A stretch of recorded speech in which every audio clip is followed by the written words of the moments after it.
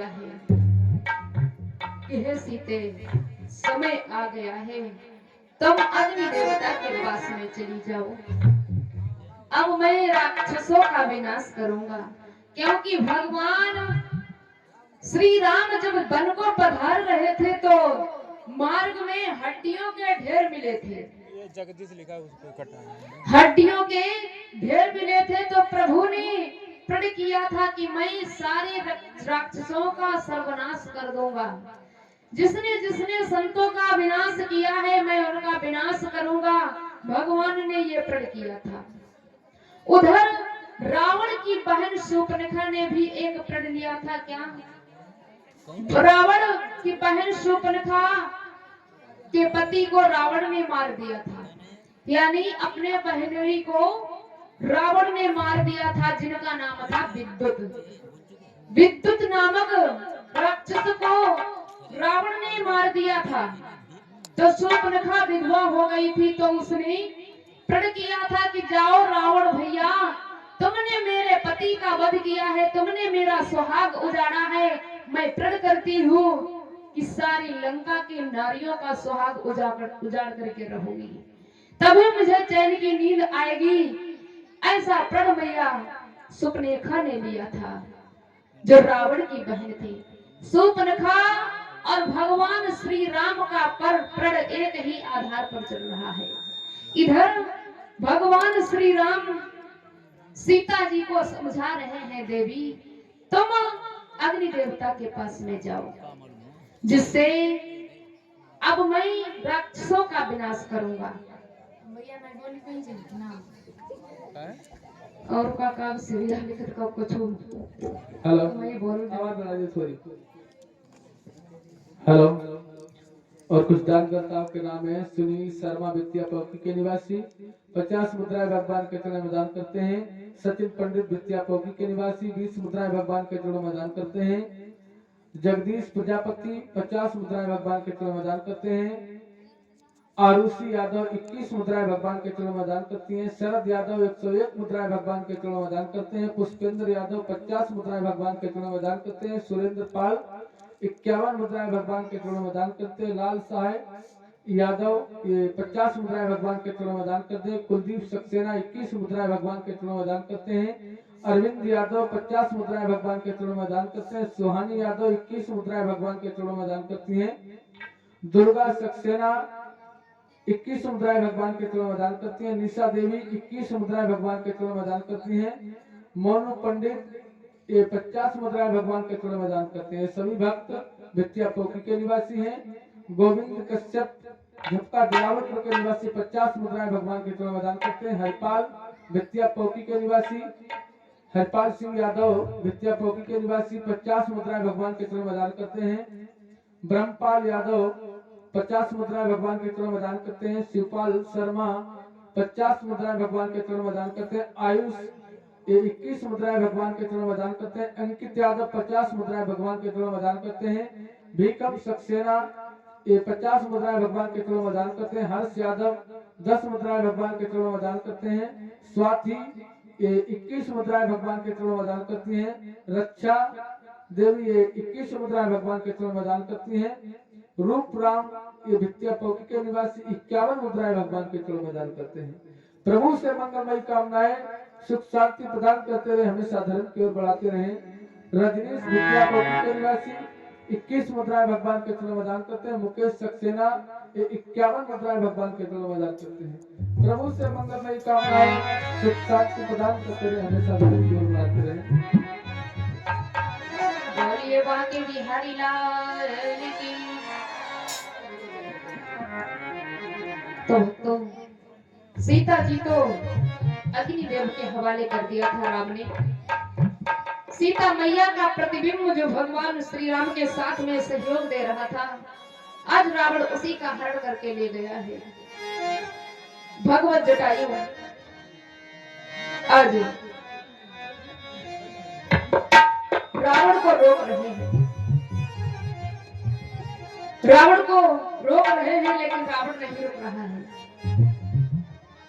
गीधराज कहने लगे हैं कि हे रावण, यदि ये महाराज दशरथ की पुत्र वधू है, अयोध्या के महाराज दशरथ की पुत्र वधू है, तो ये हमारी भी पुत्र वधू हुई है, क्योंकि राम मेरे पुत्र के समान है। पक्षीराज ने राम को पुत्र की उपाधि दी थी।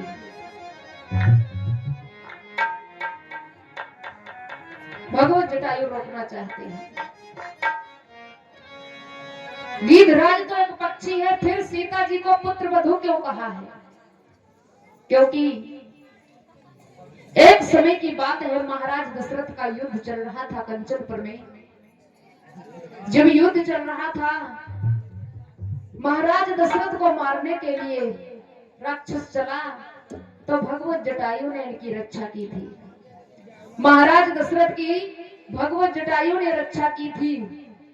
महाराज दशरथ ने जब गीधराज को देखा है, एक पक्षी को देखा है रक्षा करते हुए, तो गीधराज से दशरथ कहने लगे कि हे भगवत जी, हे पक्षीराज, आपने मेरे प्राण बचाए हैं, आप मित्रता के योग्य हैं, ऐसा करो हमसे आप मित्रता कर लो। महाराज दशरथ ने गीधराज से मित्रता की है। कहने लगे हमारे साथ में चलो, जो तुम मांगना चाहते हो वो मांग लो भक्तों। तो गीधराज कहने लगे मैं ऐसे नहीं मांगूंगा। महाराज दशरथ साथ में ले गए हैं गीधराज को अयोध्या में। जब साथ में ले गए तो उसी समय दरबार में जब बैठे हैं तो राम जी निकले हैं वहां से। राम को देखते ही गीधराज ने दशरथ से कहा है कि हे राजन, तुम हमसे कह रहे थे मांग लो, तो मैं आपसे अब मांगना चाहता हूँ। राजा कहने लगे मांग लो, क्या मांगना चाहते हो? भगवत जटायु कहने लगे मेरे कोई पुत्र नहीं है, कोई संतान नहीं है, ऐसा करो ये बड़ा पुत्र राम मुझे दे दो, जिससे ये मेरा जब मेरी मृत्यु होगी तो अंतिम संस्कार करेगा, जिससे मेरा उद्धार हो जाएगा। पक्षीराज ने आज मेरे भैया जब राम को मांगा है, तो महाराज दशरथ कहने लगे कि हे गीधराज, आपने तो मेरे आंखें को तारे को मांगा है, मेरी आंखें ही मांग ली हैं। अरे मैं राम को नहीं दे सकता हूँ, क्योंकि राम मुझे अधिक प्रिय है, सबसे प्रिय है मेरे प्यारे। राम को नहीं दिया तो राम पक्षीराज गीधराज की भावनाओं को समझ गए, भावनाओं को समझ गए कि कहने लगे है राम मन ही मन में वरदान देने लगे कि हे पक्षीराज जाओ, मैं तुम्हें वरदान देता हूँ। महाराज दशरथ ने तुम्हें नहीं दिया है मुझको, तो मैं वरदान दे रहा हूँ, तुम्हारे कोई संतान नहीं होगी है तो जाओ, मैं तुम्हें जब तुम्हारी मृत्यु होगी मैं अपने हाथों से तुम्हारा दाह संस्कार करूंगा, तुम्हारा उद्धार करूंगा। ऐसा वरदान भगवान श्री राम ने भगवत जटायु को दिया था। उसी वरदान के आधार पर पक्षीराज गीधराज ने राम को अपने पुत्र की उपाधि दी थी, पुत्र मान लिया था। इसीलिए भगवत जटायु कह रहे हैं कि सीता हमारी पुत्र वधू हुई है, सीता हमारी पुत्र वधू हुई है, और मैं अपने पुत्र वधू की रक्षा अवश्य करूंगा। आगे मार्ग में खड़े हुए हैं, लेकिन रावण आगे नहीं बढ़ने दे रहा है। रावण ने पंखों को काट दिया है। गीधराज के जब पंख काट दिए, वो राम राम कहते हुए पृथ्वी पे गिर पड़े। आज इधर भगवान श्री राम सीता जी को पुकारते पुकारते ढूंढते ढूंढते आगे बढ़े हैं। कैसे कि अरे प्रभु बन में रहे पुकार, सीता को पता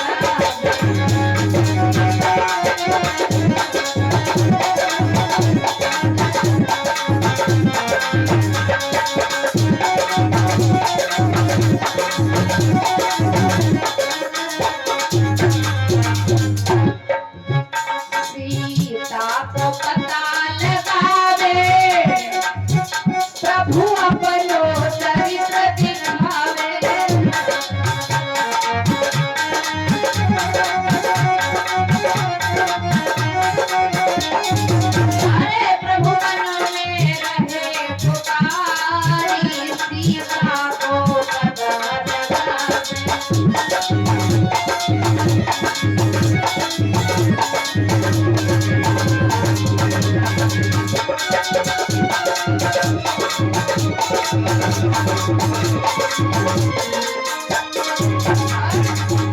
मन ही मन में विचार कर रहे हैं हम लौटिया बदपुर से है मैया से जावत लई है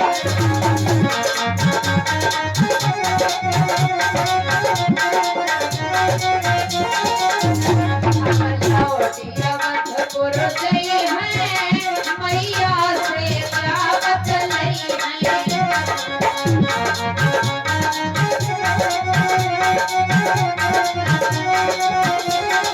अरे भूखे बिच रहे पिताई सीता को पता लगा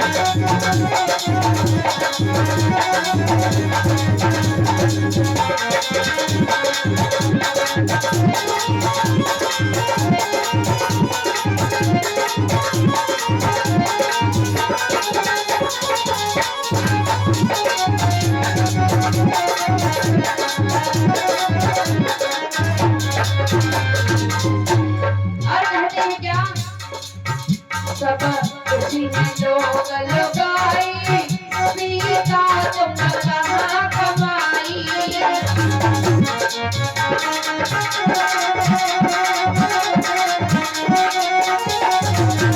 सब खुशी में लोग लगाई सीता तुम कहाँ कमाई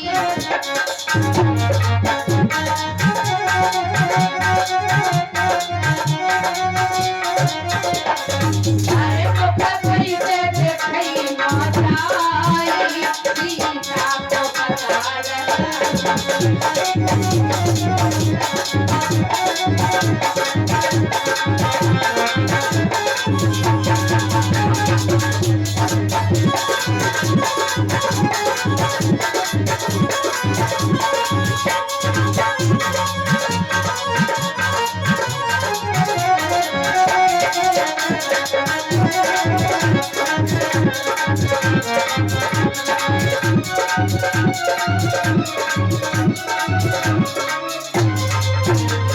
अरे प्रभु मन में रहे पुकारी सीता को बता लगा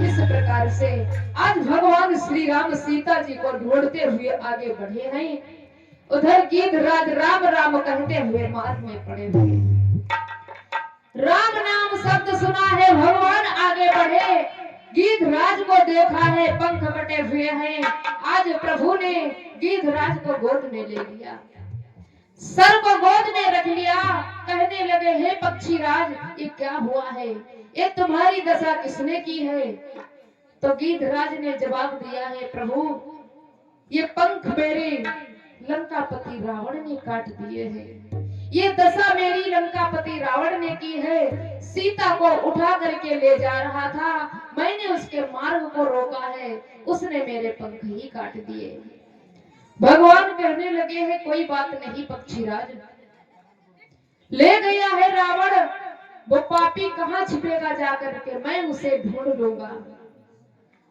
भगवत जटायु ने राम जी को सारी बात बताई है और कहने लगे गिद्धराज की है प्रभु अब मुझे जाने की आज्ञा दीजिए मैं अब अपने प्राणों को छोड़ना चाहता हूँ इस नश्वर शरीर को छोड़ना चाहता हूँ राम राम कहते हुए गिद्धराज ने अपने प्राणों को छोड़ दिया भगवान की गोद में अरे पक्षी राज की क्या बात कहूं वो तो सड़े घुले मांस का खाने वाला था फिर भी भगवान ने उसे गोद में लिया है लक्ष्मण को आदेश दिया कि भैया लक्ष्मण कुछ लकड़ियों को एकत्रित करो जिससे पक्षी राज का दाह संस्कार कर सके मेरे प्यारी लक्ष्मण जी ने चिता बनाई है भगवान श्री राम ने चिता के ऊपर लेटाया, अग्नि मुख दिया है, अग्नि दी है गिद्धराज को।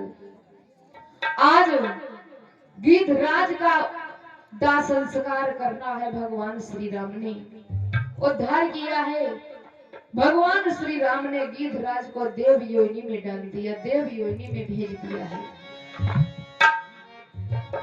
क्योंकि वरदान दिया था भगवान श्री राम ने कि हे गिद्धराज, दशरथ ने जब मना कर दिया था राम को देने के लिए, तो कहा था जाओ मैं तुम्हारा दाह संस्कार करूंगा, महाराज दशरथ की मृत्यु होगी, मैं उनका दाह संस्कार छोड़ करके तुम्हारा अंतिम संस्कार करूंगा। मेरे प्यारे, उसी वरदान के आधार पर जटायु का दाह संस्कार किया है। महाराज दशरथ का दाह संस्कार नहीं किया था राम ने। जब दशरथ की मृत्यु हुई थी तो भगवान कितनी दूर निकल पाए थे, गंगा के ही पार तो हो पाए थे। कितनी दूर थी गंगा मैया। जब भरत शत्रुघ्न को ननिहाल से बुला लिया गया, क्या राम को नहीं बुला सकते थे? क्या राम वापस नहीं आ सकते थे? क्योंकि राम जी ने वरदान दिया था जटायु को कि गंगा के पार हो चुके थे और श्री दशरथ मरण हो चुका था।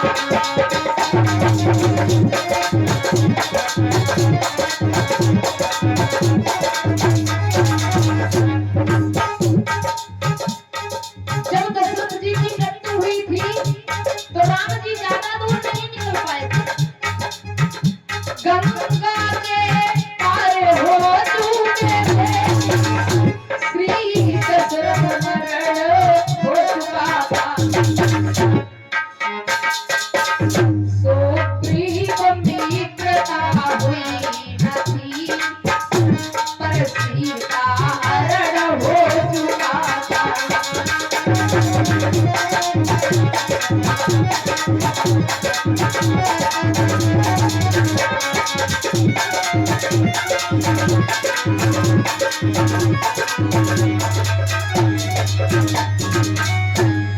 गंगा के पार हो चुके थे, श्री दशरथ मरण हो चुका था। सुग्रीव मित्रता हुई न थी, पर सीता हरण हो चुका था। भगवान श्री राम गंगा के ही पार हो पाए थे, दशरथ जी की मृत्यु हो गई थी, लेकिन उनका अंतिम संस्कार करने के लिए प्रभु वापस नहीं गए। भरत शत्रुघ्न को ननिहाल से बुला लिया गया और भरत शत्रुघ्न ने ही महाराज दशरथ का अंतिम संस्कार किया था। भगवान श्री राम वरदान के आधार पर आज भगवत जटायु का दाह संस्कार करते हैं। अंतिम संस्कार करने के बाद में भगवान श्री राम आगे बढ़े हैं। जब आगे बढ़े, बढ़ते बढ़ते जा रहे हैं, भगवान की परम भक्तनी माता शबरी मतंग मुनि के आश्रम में मतंग मुनि के परम शिष्य बनकर के सेवा कर रही थी।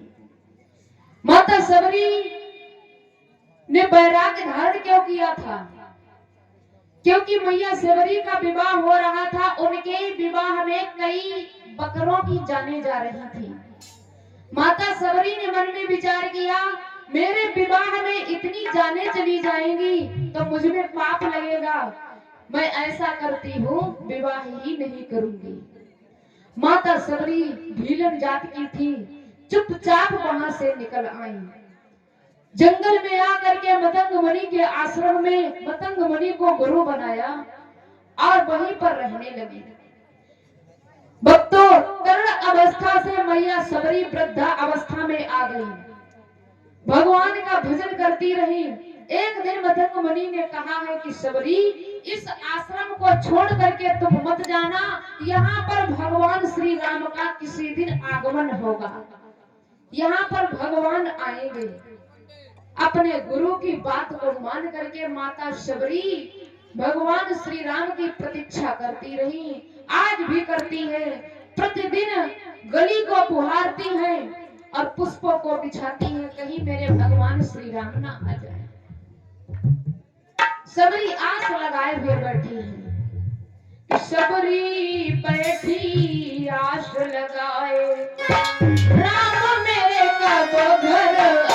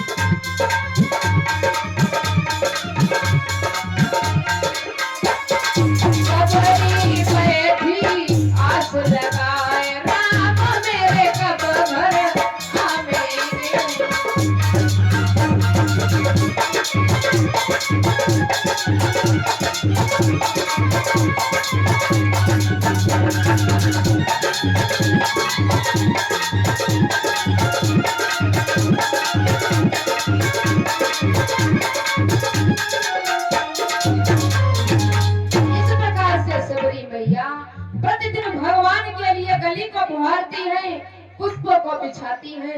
एक ना एक दिन राम हमारे जरूर आएंगे। इधर राम जी बढ़ते जा रहे हैं। धीरे धीरे धीरे धीरे शबरी मैया के आश्रम में पहुंचे तो शबरी माँ पुष्पों को बिछा रही है, पुष्पों को बिछा रही है। भगवान एकदम से पहुंचे तो शबरी ने रोक दिया, ठहर जाओ, आगे मत बढ़ना, मेरे राम आएंगे और तुम इन पुष्पों को कुचल रहे हो। भगवान हंस करके कहने लगे, शबरी राम की प्रतीक्षा कर रही हो? हाँ। कौन हो तुम? राम कहने लगे, मेरा नाम है राम और ये मेरा छोटा भाई है लक्ष्मण। राम नाम शब्द सुनते ही मैया गिड़गिड़ाने लगी, चरणों को स्पर्श किया है कि हे पुत्र, हे राम, तुम कितने दिनों के बाद आए हो। हे प्रभु, इस माता का तुम्हें अब ख्याल आया। आज माता शबरी ने आश्रम में आसन डाल दिया है, बिठाया है। माता शबरी प्रतिदिन फलों को तोड़ करके रखती थी, उस दिन बेरों को चक चक करके रखे हैं। मीठे मीठे बेर खा खा करके देख देख करके कटोरी में रखे हुए हैं। आसन दिया है माता शबरी, वही फलों को उठा लाई है, बेरों को उठा लाई है और कहने लगी, हे राम, लो ये फल खा लो। राम जी प्रेम भाव देख करके, श्रद्धा भक्ति देख करके बहुत प्रसन्न हुए। माता शबरी के पास नवधा भक्ति थी, नवो भक्ति थी। भगवान की नव भक्ति बताई गई है, नवो भक्ति थी भगवान माता शबरी के पास में। प्रेम पूर्वक मैया कह रही है, भगवान ने बेर को उठाया और खाने लगे। लक्ष्मण जी देख रहे हैं। राम कहने लगे, लक्ष्मण तुम भी खाओ, ऐसा भोजन मुझे माता कौशल्या ने खिलाया था, आज मुझे माँ कौशल्या की याद आ रही है। लक्ष्मण जी देखते रहे, क्योंकि वो जूठे बेर देख करके कहने लगे, भैया तुम ही खाओ, मैं नहीं खाऊंगा। राम कहने लगे, लक्ष्मण ये माता का अपमान होगा, खाओ। लक्ष्मण ने तो एक बेर उठा तो लिया लेकिन खाया नहीं, बेर उठा लिया लेकिन खाया नहीं। पीछे से लक्ष्मण ने छिप करके, राम जी से छिप करके वो बेर फेंक दिया है। वो बेर जा करके द्रोणागिर पर्वत पे गिरा है। जब पर्वत पे गिरा, वही बेर जमा है, वही बेर संजीवनी बनकर के लक्ष्मण जी के प्राण बचाता है। जब लक्ष्मण जी को शक्ति लगी थी, राम ने जान लिया कि लक्ष्मण ने बेर फेंक दिया है। कहने लगे, जाओ लक्ष्मण, तुमने ये जूठा फल नहीं खाया है, जूठा समझ करके इसी जूठन से तुम्हारे प्राण बचेंगे। यही जूठन तुम्हारे लिए आगे संजीवनी बन करके आएगी। आज वही बेर द्रोणागिरि पर्वत पे एक संजीवनी के रूप में स्थित है। लक्ष्मण जी के जब शक्ति लगी थी, इसी बेर से लक्ष्मण जी को जीवन दान मिला था। मेरे प्यारे, आज भगवान ने प्रेम पूर्वक, श्रद्धा पूर्वक, भाव पूर्वक बेरों को खाया है। कहने लगे, माँ मुझे ये बताओ कि सुग्रीव कहाँ पर रहते हैं, मैं सुग्रीव से मिलना चाहता हूँ। माता शबरी ने कहा है, यहाँ से थोड़ा आगे चलना, ऋषिकमुख पर्वत पड़ेगा, उसी ऋषिकमुख पर्वत पे सुग्रीव जी रहते हैं। भगवान कहने लगे शबरी से कि माँ तुम्हें देख करके कौशल्या माँ की याद आ गई है। कहने लगी ऐसा करो, अब मैं चलता हूँ। शबरी माँ कहने लगी तुम सुग्रीव को क्यों ढूंढ रहे हो? जवाब दिया, सीता जी का हरण हो गया है, रावण चुरा करके ले गया है, मैं सीता जी को ढूंढ रहा हूँ, अब मैं चलता हूँ। सीता माता का नाम सुनते ही मैया शबरी कहने लगी, प्रभु तुम जा रहे हो, हमें भी साथ में ले चलो, मैं यहाँ क्या करूंगी? अब आपके दर्शनों के लिए मेरे प्राण ठहरे हुए थे, अब मैं भी चलना चाहती हूँ, मुझे आज्ञा दे दो। शबरी ने भगवान श्री राम को साथ में लिया, गुरु मतंग मुनि के पास में गई, जहां पर उनकी ज्योति प्रज्वलित हो रही थी। पास में गई और अपने गुरुदेव का ध्यान धर करके भगवान श्री राम ने शबरी को वैकुंठ धाम में स्थान दे दिया है। माता शबरी एक ज्योति बन करके आकाश मार्ग को चली गई। इस प्रकार से मैया शबरी को दर्शन दिए हैं, उनका उद्धार किया है। भगवान श्री राम आगे बढ़ते जा रहे हैं। चलते जाते